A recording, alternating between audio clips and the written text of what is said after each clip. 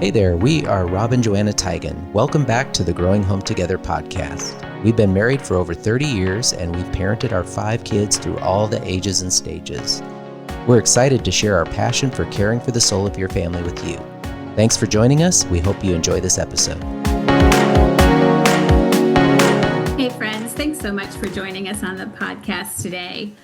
Today, I would like to read a few statements from this amazing book and just see if you can listen close to see if the words describe where you and your spouse are at in your marriage right now. It says, there comes a point in a marriage when it becomes clear that a couple's differences threaten to drive them apart. They're trying to get on the same page, but they can't find success. They're struggling to be connected and to work through challenging differences, but they can't seem to get it. They're stuck in some kind of cycle going around and around again.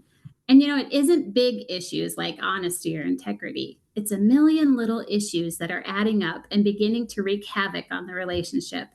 It is relational death by 1,000 emotional paper cuts. Yes, and if those words are hitting close to home for you today, be encouraged because our guest, Kari Trent Stageberg, wrote those words to describe what she calls the merge for marriage. She's going to help us discover how to overcome our differences and come together as a couple in a whole new way. So thank you, Kari, for joining us today. Yeah, thank you guys so much for having me. What an honor to get to be here.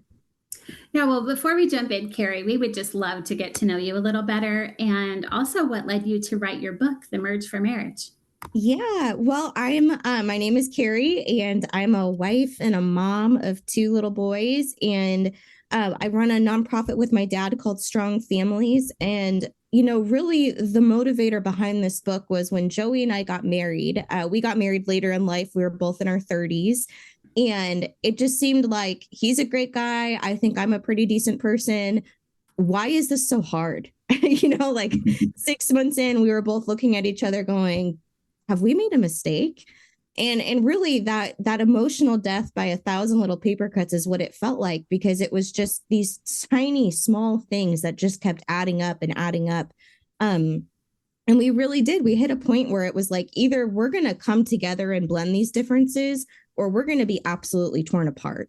And as we walked through that journey, I realized, this is something that has not only helped us, but could potentially help others as well. So that was really the catalyst behind this book. And it's something that we've lived and are actually still walking through today. Yeah, that's great. Well, can you tell us a little of just your story that led up to this and maybe one of the merge moments in your marriage? Yeah, well, I think for me, I had been actually married before. I was in an incredibly abusive relationship, and the Lord literally rescued me out of that. That was actually how I came to Christ.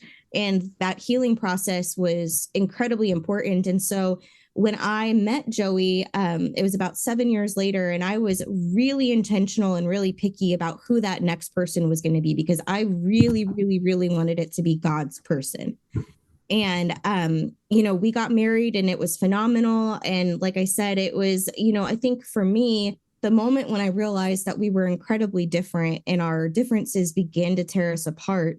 We had been married about 3 weeks, and I came home from the grocery store. We were getting ready to cook dinner, and I walk in and I see Joey standing there with a headlamp and like big yellow cleaning gloves. The ones I'm talking about, like the serious cleaning gloves. Oh, yeah. Yeah. Yeah. And so I'm sitting there thinking like, all right, where are we at here? Did a dog get sick? Is there a body? Like what? Like why do we need big yellow cleaning gloves and a headlamp? Like what is happening? And so I was like, what are you doing? And Joey, casual as anything, just goes, oh, I was just cleaning the sink. And I found out later he was actually cleaning under the sink, which I don't know who does that. Wow. Not me, that's for sure. Yeah, that is next level. It really is. And that was the moment when I realized I have no idea who I married. And oh my goodness, I really hope that he does not expect me to clean things that way, because that's not me. And so that was kind of that moment when I realized, okay, we've got some differences. And it just seemed like from there, things continued to grow and grow and grow until pretty soon that question of, are we ever going to be on the same page? Is there anything that we're going to be on the same page about? And it really felt like in that moment we had a choice. We needed to figure out how to do that, or we weren't going to be able to do it, and we were going to be in huge trouble relationally. Yeah, that makes a lot of sense. And, I get a kick out of you sharing how you and Joey are different in your approach to housekeeping, because Rob and I have been married over 30 years and we are still pretty different in that area too. Yeah, Makes me feel better that we are not the only ones. Oh, no, not in the least. No way. But, if I think back to our beginning and kind of the moment when the merge, as you call it, really hit us, I would say it's around the issue of decision making. We had some big choices to make when we were first married about going back to school together and how we were going to manage our money and all these kind of things. And I was pretty black and white in my approach, and I tended to make decisions quickly and then just never look back. But Rob was more methodical. I mean, he wants to examine things from every side. And so I interpreted that as him being overly cautious. And you know what it did is it shook my confidence in him as a leader. And of course, now, I mean, I value him so much. And I see that his slower pace has saved us so many times from a lot of regret. But I was kind of hoping you could speak into that for us, how even one small difference like that between a husband and a wife can actually be really loaded with assumptions and meaning. So why do you think that is? Yeah, that's a really great question. And, Joey and I experience that a lot. And actually, we're really similar. I'm pretty take charge, pretty quick to make decisions. I want to just deal with it yesterday. Let's just make a decision and be done. And Joey really needs time to process because he wants to think through all of those things. And that absolutely can create a huge level of conflict in your marriage. And especially, like you said, sometimes we look at that strength, and because it's not how we would do it, we see it as a flaw. Well, they're dragging their feet, or they don't really want to make a decision, or are they capable of making a decision? Or on the flip side of that, Joey was going, she's going to make some really bad decisions. Why are you pushing me to make a decision? Like, do you respect me? Do you want my input? And so, as you can see, with that type of behavior and that type of mentality, we really have to flip the script. And we need to be able to look at the person that God has placed in our lives and realize God has placed them there for a reason, intentionally to complete us, not to defeat us.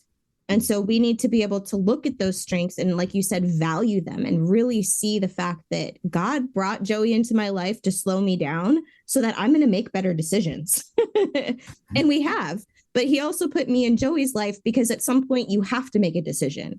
You can't just keep going around and around and around and gathering more and more information. At a certain point, there's a deadline, or you're going to miss opportunities. So when we're really valuing each other, we go further together. That's good. I like that. I like the complete and not defeat. I love that. So we've talked about now Joanna shared the housekeeping thing. And, when you come home from work and your kids are doing a cartoon strip of you and referring to you as cleaning man, then you might have a bigger issue. A little bit of OCD must be creeping in there. Awesome. Hey, there was a song. This is how far it went. The Cleaning Man song. We should have him sing it for you.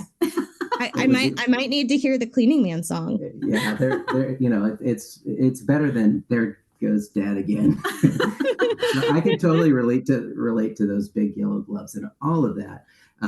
But you said, in your book, you say that there are 7 predictable areas of conflict. So can you share a little bit about those? Well, yeah. And actually, I'll condense it down because 7 is quite a lot. So let's focus on like the big 3, if that's okay.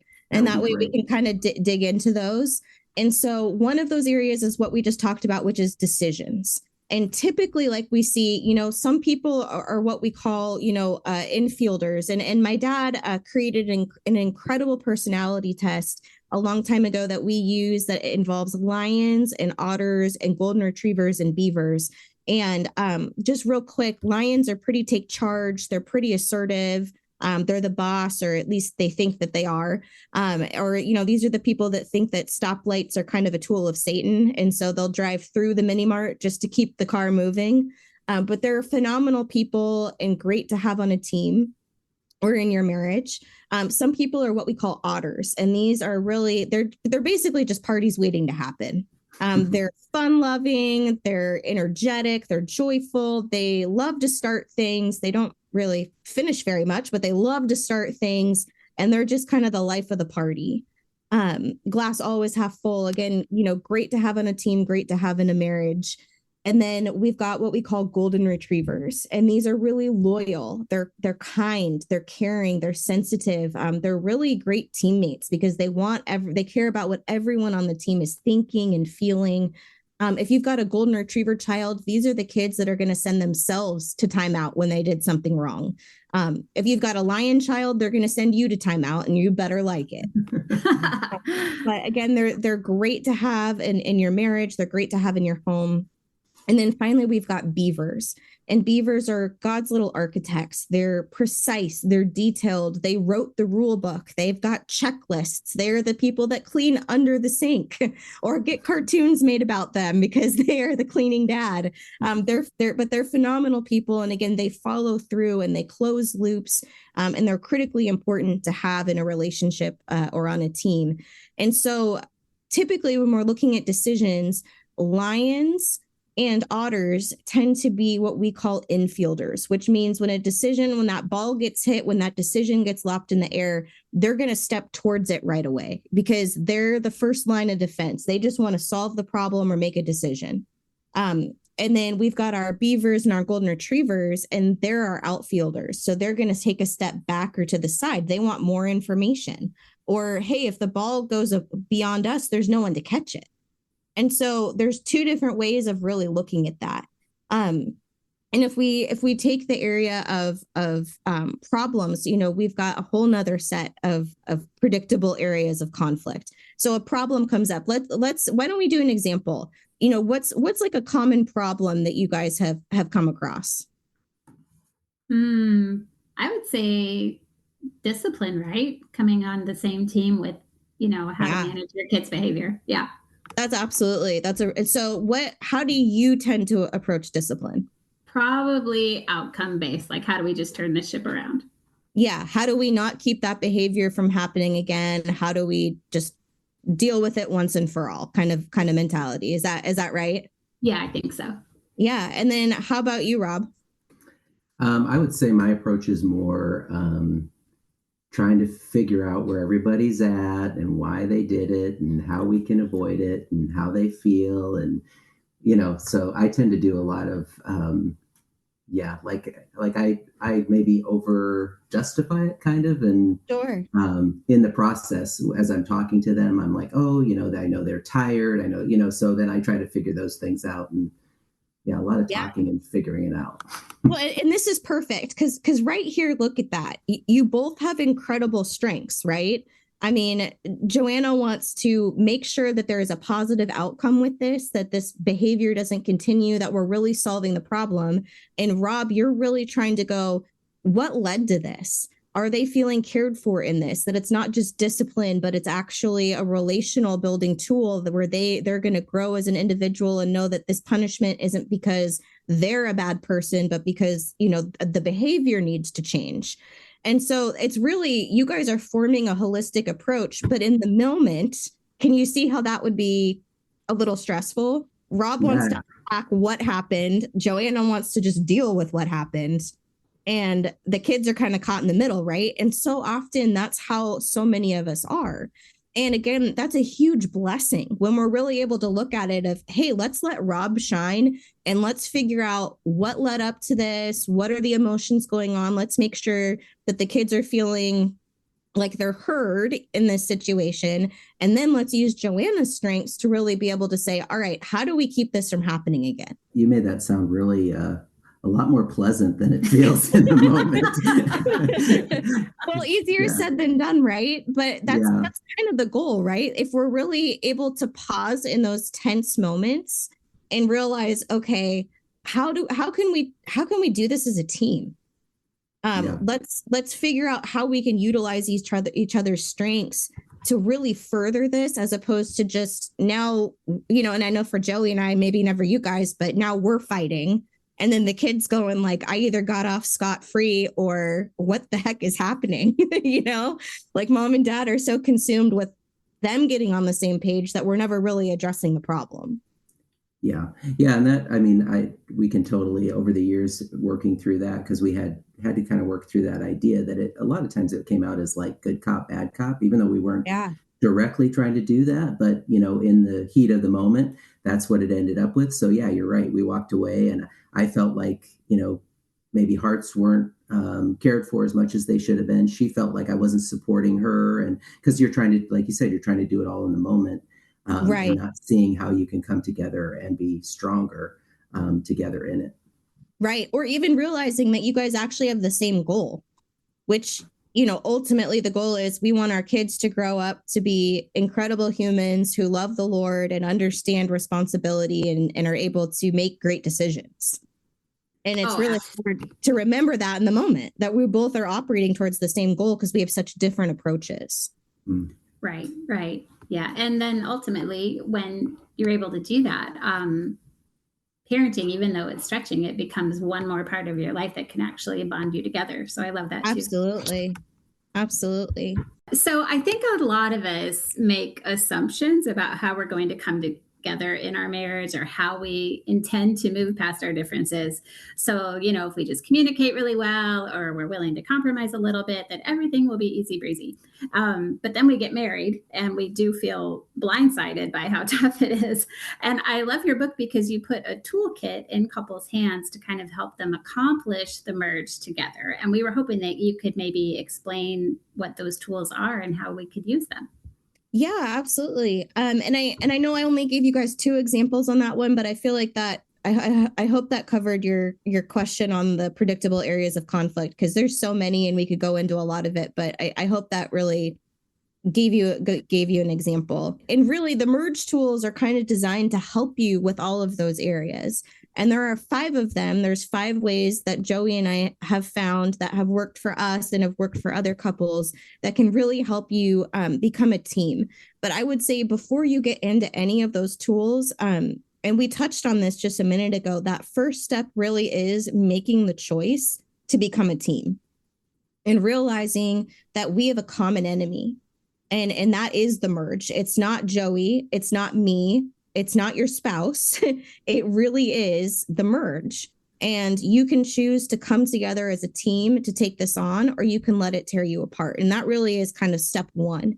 And again, you saw that like when we were talking just about the discipline example, when we are able to remember to pause and remember, okay, we have the same goal. We might be trying to get there a different way, but we're on the same team. It can absolutely change the dialogue and the communication and the relationship as you're working through this. So that's really kind of step 1. So there really are 5 merge tools. And these tools are really designed to help you blend those differences and to really come together as a team. And the first merge tool, we call it stopping the merge NATO. And the merge NATO is really that cycle that you find yourself in again and again and again. And again, I don't know about y'all, but I know for Joey and I, it seems like sometimes no matter how the argument started, we end up having the exact same argument, like again and again and again. And we end up in the exact same place again and again and again. And that's really kind of that merge NATO, which is a lot of times we get sucked up into a familiar argument. We get sucked up into familiar responses that leads us back to that same place. And it's really not helping us get anywhere. It's just destroying the attachment that we have with one another. And so really what we help people do in this first tool is identify what's starting that. What is actually causing the merge NATO to begin? And what can we do to stop it? Because we don't want to spin, we want to move forward. And so that's really kind of that first tool is understanding that cycle and being able to stop it. The second one is one of my favorites, and it's making the mountain shrink. And really, in essence, this is how can we add attachment into our marriage? Because for a lot of us, when things are tense, when things are hard, when it feels like we're not on the same page, we don't feel very connected.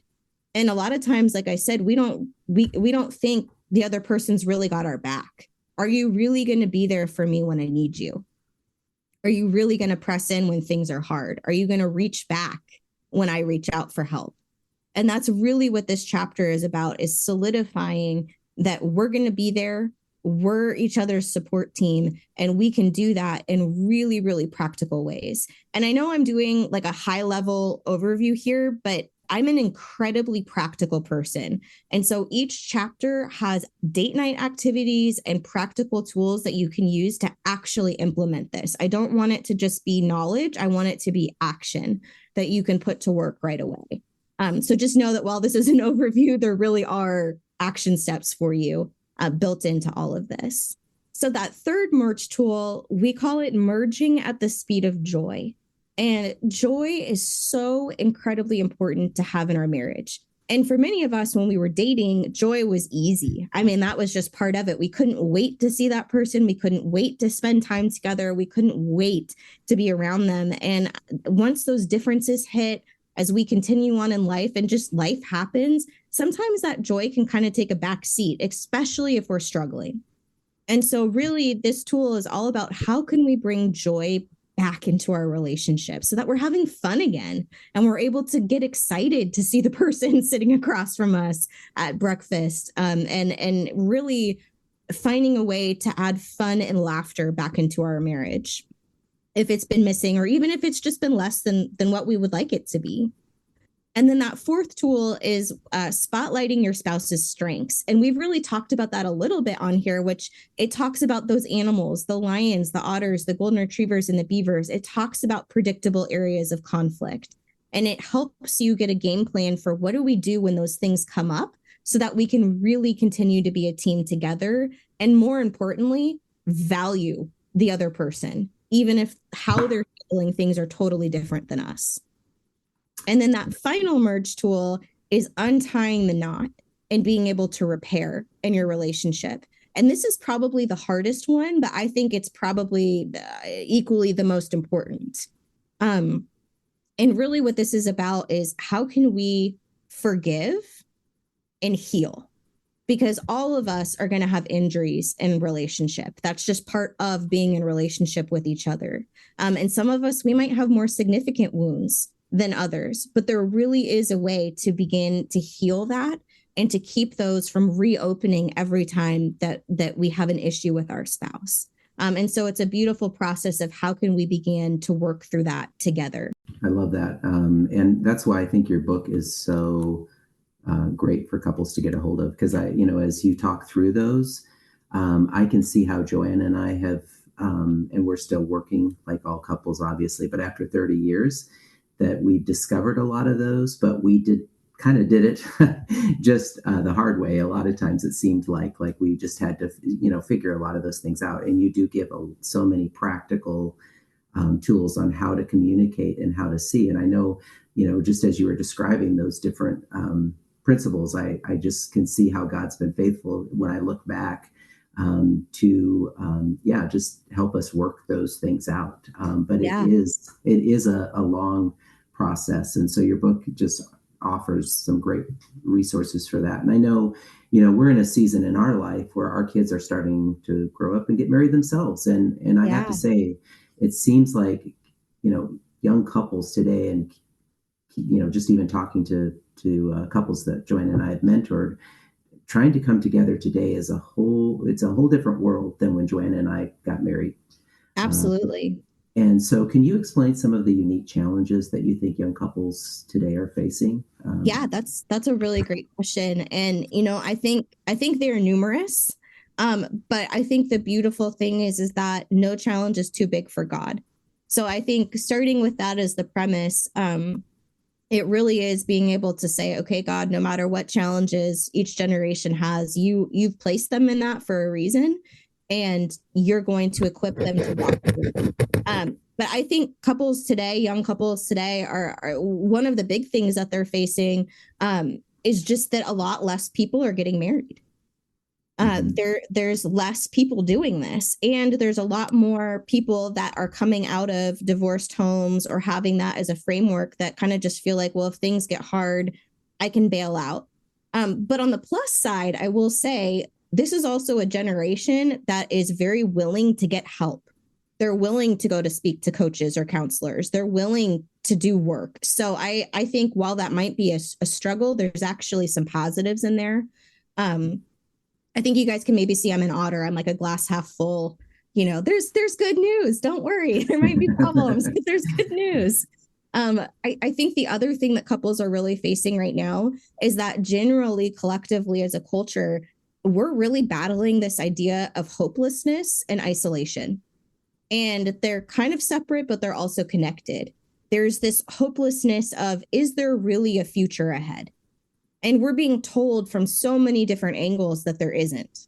Whether it's, climate change, or it's just gloom and doom because of everything happening in the world. We're fed so many messages that there just really isn't a future. So why try? Why have kids? Why try to go through this life together? Well, why move forward? And that also feeds into isolation, which for so many of us, yes, we're in this incredibly tech connected world, but we have less deep and connected relationships than ever before. And we've actually lost some of the ability to know how to do that.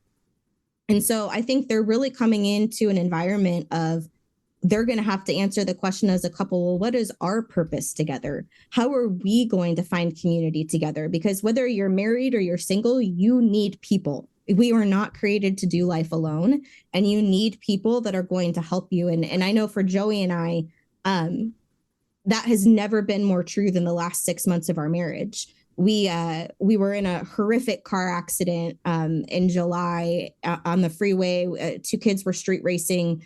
One of them lost control and hit our car, and we flipped multiple times on the freeway with our 1-month-old at the time and our almost 2-year-old in the car.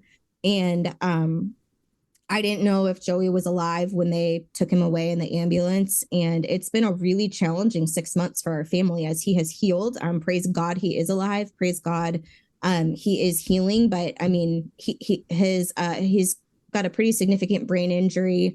He's seeing double. I mean, it's just been a journey. He had, a broken neck and a broken back. And without other people, we would not have made it through these 6 months. I mean, we had families showing up for us with food. We had families showing up for us with childcare. We had friends showing up to give me a break. We had friends showing up to drive Joey to appointments when I couldn't do it. I mean, we had people step in ways that I can't even imagine. We had people show up financially for things that I mean, God has just been so kind to us through community. And whether times are hard or times are really good, we have to have people that we're connected to. And so I think if I were to tell this generation anything, it's one, God's bigger than any challenge. And ultimately, yes, the world will end one day, but we know what happens when we trust him. And that's okay. But 2, it's really, you've got to press into those people and do not give in to hopelessness and isolation. Thank you for sharing that. And just know that we will continue in prayer for his healing and for your family. I'm sorry that you had to experience that together. But wow, what a testimony though, like you're saying, of the power of community. And you're making me think about our daughter, actually, who is a young married, and she and her husband had been living out of the country for a year, and they discovered that there was a void in community for them where they were, and they just made the decision to move back to the United States. And I respect that. I respect that they identified that here was a significant need that was actually going to be a detriment to them as a couple, and they're taking big steps to search for it. So that is just a really neat confirmation from you that it's worth the sacrifices, and ultimately it can be such a powerful way for God to minister to you as a couple if you let people into your world. So thank you. Absolutely. And it's vulnerable to let people in, but it really is worth it, especially when they're, people that you can trust and really do life with. And I will say too, these principles in this book, like, yes, Joey and I lived these out during our first year of marriage, but this is what we're falling back on now. We are using this again and again and again to help us through what I think is even harder than that first year of marriage. This is hands down the hardest thing either one of us have ever been through individually or together. But having a game plan, having tools, having just that process is incredibly helpful for us, even in this crazy situation that we're navigating. Yeah, I can see that. And way to go for your kids to be able to make that choice. That's not an easy choice. No, it's like you said, and those decisions, to your point, when you've just been married a year or 2 years or 5 years, there harder to navigate because you haven't had to navigate big stuff like that before Yep. together. And so all of your differences really come out and show up and highlight during those tense times and those big Absolutely. decisions. And that's why, merging together and figuring out how we can utilize these each other's strengths, which we might see as weaknesses, is why that's so important. And I'm not an otter, so I'm going to flip the coin and say, you know, young couples aren't the only ones that struggle. Right. There's a lot of couples that have been married, like Joanna and I, more than half of their life has been together, and yet they feel stuck and they feel like, it's not going to change and they're not going to be able to merge together. So what Yeah. would you say for that couple that's been maybe married a while, but they don't have any hope in it? Yeah. Well, and I think, the longer trials go on, the harder it becomes to think that things can change. It says in the Bible, hope deferred makes the heart sick. And so I think if that's you and that's your story, my first piece of advice would just be that more of the same never brings change. So it's time to do something different. It's time to take a different step. It's time to take a different action. And, sometimes that can be really challenging because, especially when there's a lot of hurt, we can be saying, well, I want my spouse to be the one to make that choice. They need to step towards me. They need to be the one to make a change. But hear me on this. It takes more strength to initiate peace. It takes more strength to take that step towards someone. And, Christ did that for us when we didn't deserve it. And so, we absolutely have the ability to initiate change in our marriage. And so that would be my first advice. Find something different to do, whether it's this book, whether it's getting into coaching or counseling on your own or together as a couple, but do something different and watch change begin to start. And the other piece of advice that I would have is actions dictate feelings, not the reverse. And what I mean by that is that when we start acting as though we care about somebody and love somebody or things, then our feelings catch up. And so don't wait until you feel like it. You know what I'm saying? Because you're probably never going to feel like it. And so start making those positive moves, start taking action, and our feelings tend to catch up behind us. And C.S. Lewis talks a lot about that in his works, and the Bible talks about that too. But sometimes we just need to get moving. And so that would be my advice: is find something new that you can do. Yeah, that's really helpful. Thank you. As we're talking about our differences, I do think that those go past just our behavior and they go down deep into our personal history, right? And our personality, like we've been talking about. So how do we become the kind of husband or wife who has empathy for our spouse's background and who can ultimately, celebrate what makes them unique? Yeah, that's a really great question. So I think it starts first by understanding who has God placed you with.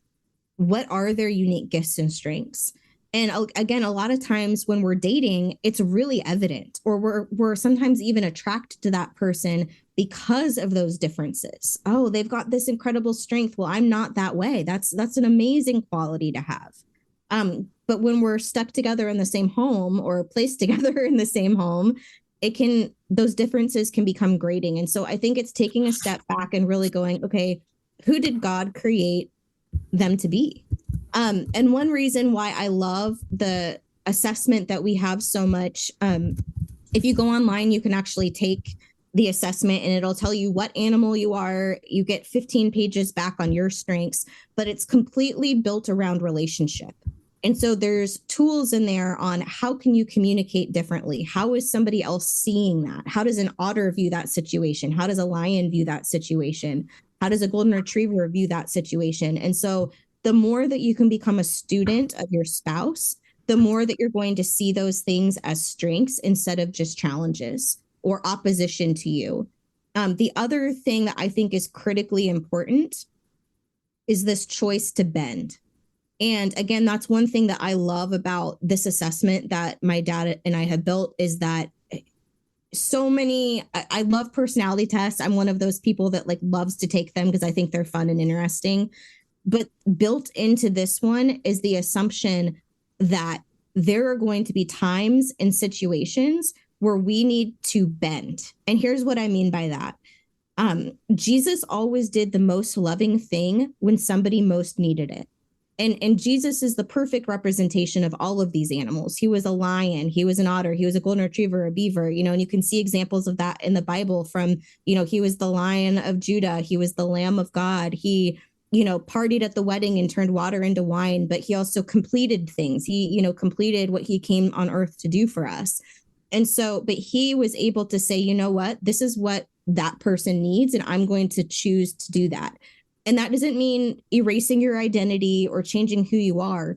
But let me give you a really practical example. So Joey, my awesome husband, is a golden retriever.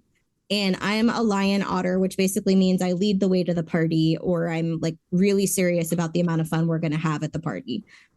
So we noticed early on, or I noticed early on, that when Joey and I came up against a problem or a decision, I had the tendency to really be able to steamroll over him if I wasn't careful. And also I had the ability to talk over him because I'm a verbal processor. I wanted to talk through all the things, and Joey needs time to think. And so what I began to realize was that it wasn't even just what I was saying, but my level of intensity and the way I was talking was actually causing Joey to shut down.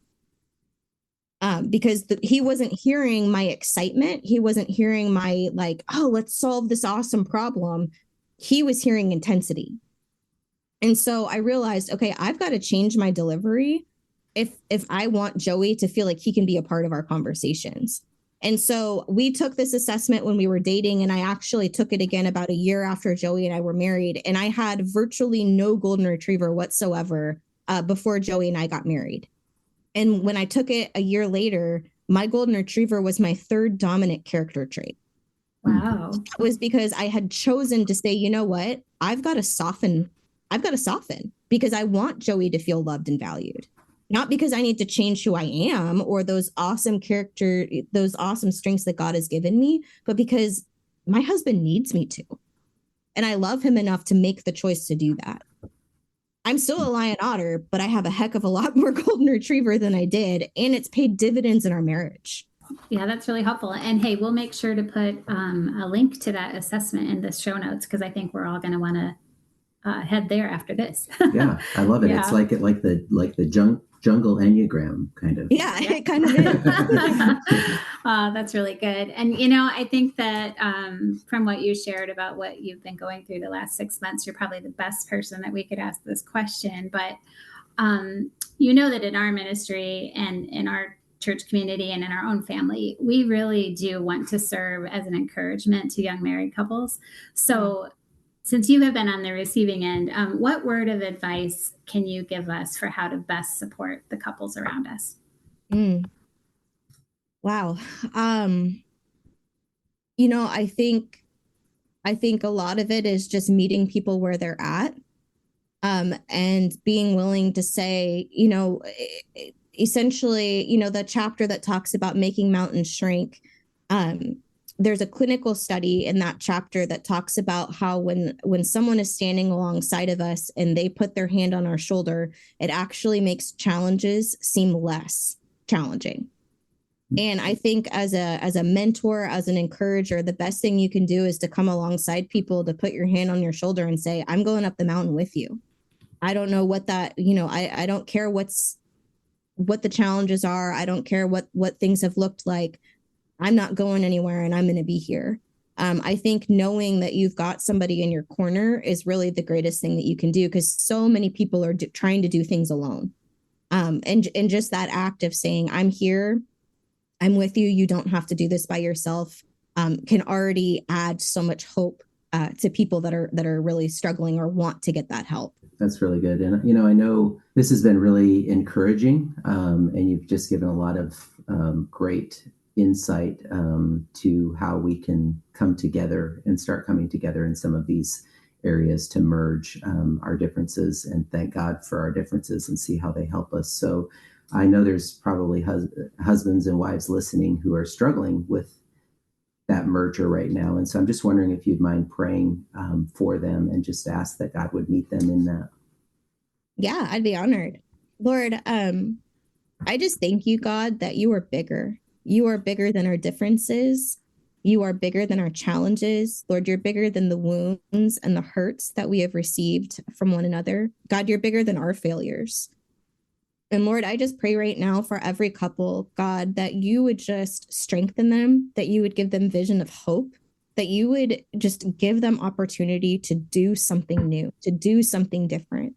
God, that you would bring people around them to walk with them, to help the mountain shrink, that they would know that they don't have to do things by themselves, Lord, but there is a community that is available to them and that you are always available to them. Lord, I just ask that in this challenging season, Lord, that couples that lean on you, that they would just be blessed immensely, Lord, that there would be just a light that is able to shine through them in their connection, Lord. It's never going to be perfect, but Lord, I just pray that you would meet each one of us in our weaknesses and in our struggles, and that you would be able to go before us and to heal us. Give us wisdom on how to do that well together, and to genuinely become people who love you and each other and others like Jesus. And we just love you and we thank you. In Jesus' name, amen. Amen. Thank you, Kari. And I would just call on the Growing Home listeners again to just continue to lift up you and Joey and your two beautiful kids as well. And so I know people are going to also want to get a hold of your book and any other ministry resources and find more out about you. So where can they go to do that? Yeah, you can either go to strongfamilies.com or you can go to karitrent.com. Okay, that's great.